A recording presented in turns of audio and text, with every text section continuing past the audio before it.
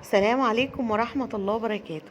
لو انت ست عاملة وعايزة ترجعي البيت بسرعة جدا جدا، تحضري غدا لذيذ مفيد وصحي عشان اللي وراهم دروس، اللي وراهم تمارين، وتشوفي أحوال البيت، يبقى ملكيش غير الوصفة التحفة دي. وصفة سهلة جدا جدا، مغذية جدا جدا، واقتصادية كمان. وكل الوصفة هتتعمل في نص ساعة حرفيا، هتكوني خلصتي الغدا بإذن الله. انا شيف غدا مصطفى. لو اول مره تشوفيني اعملي متابعه للصفحه، وكمان اعملي لايك وشير للفيديو لو سمحتي. لو بتشوفيني من على الفيسبوك ولو بتشوفيني من على اليوتيوب يبقى دي قناتي. اتمنى تنزلي تحت الفيديو على طول، تعملي اشتراك وتفعلي زر الجرس وتختاري الكل علشان يجيلك كل جديد من وصفاتي. وما تنسيش طبعا لايك وشير للفيديو، اهم حاجه بيرفع الفيديو في مؤشرات البحث. شايفين الجمال يا جماعة؟ وطبعا من على اليوتيوب، من على الانستجرام غدا مصطفى اوفيشال. يلا نشوف عملنا ايه. هنا محتاجين بصل، فلفل الوان، فلفل اخضر. شايفين بيفكرنا بايه الشكل ده؟ طبعا يعني ربنا ينصرهم يا رب على اعدائهم. هنا محتاجين لحمة مفرومة، توابل، بصل، توم، كيس خلطة كفتة جاهزة، ودي كزبرة على بقدونس الأوراق فقط.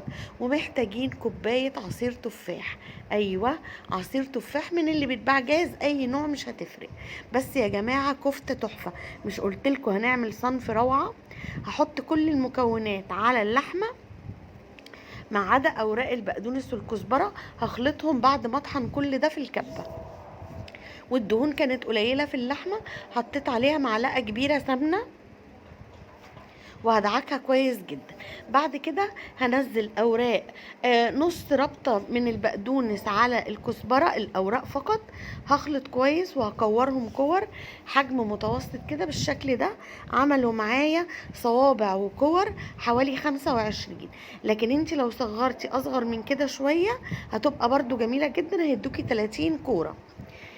مع على النار طاسة حاطة فيها 3 معالق زيت بالظبط، تسخن كويس جدا جدا. وهبدأ انزل فيها كور الكفتة والاصابع اللي انا عملتها، ومش هحرك خالص بالمعلقة لحد ما تتشمع الوش اللي تحت ويغير لونه. وهحرك بالطاسة كده، مش هحط المعلقة خالص عشان ما تتفرفتش مني، هي لوحدها هتفصل بالشكل اللي انتوا شايفينه ده. هتنزل شوية مية، هسيبها تشربهم بقى وابدأ اقلب. يلا بقى نحط لايك وشير للكفتة دي. هشيل الكفتة في طبق جانبي وابدأ انزل مكانها البصل.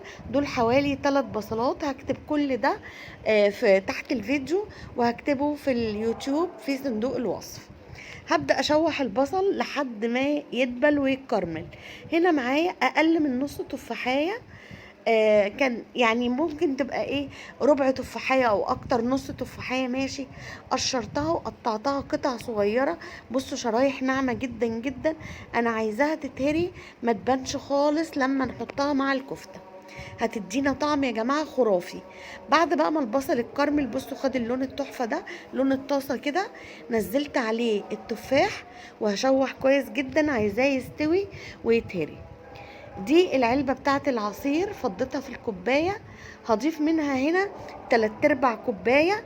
وهنا نزلت الكفتة، بس للأسف المقطع اتحذف.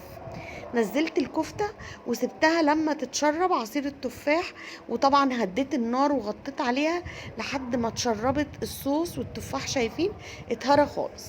هنزل بقى الفلفل الالوان في المرحلة دي. تقدري لو عندك مشروم تنزلي مشروم، بسلة وجزر سوتيه.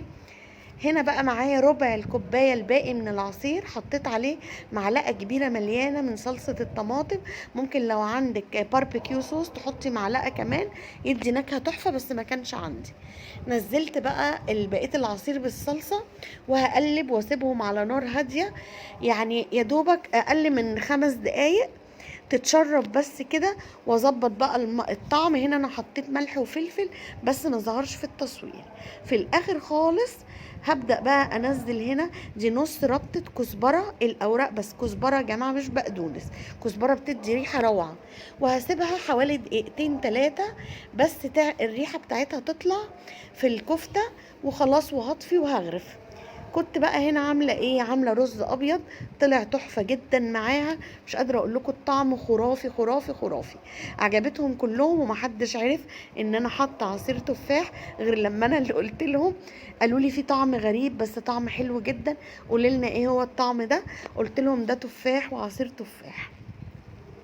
يا رب الوصفة لو عجبتكم أرجوكم يا جماعة بعد إذنكم عشان توصل لناس كتير نعمل لايك وشير، واكتبوا كومنت حلو زي قلبكم وزي لسانكم اللي زي السكر ده. اكتبوا كومنت حلو، قولوا لي ايه رأيكم في الوصفة، وشجعوني أعمل لكم وصفات تانية كتير. بصوا يا جماعة الجمال، اعملوها وعلى ضمانتي تحفة. واللحمة نص كيلو يعني اقتصادية جدا جدا. هكتب كل المقادير في الكابشن، وهكتب كمان في صندوق الوصف.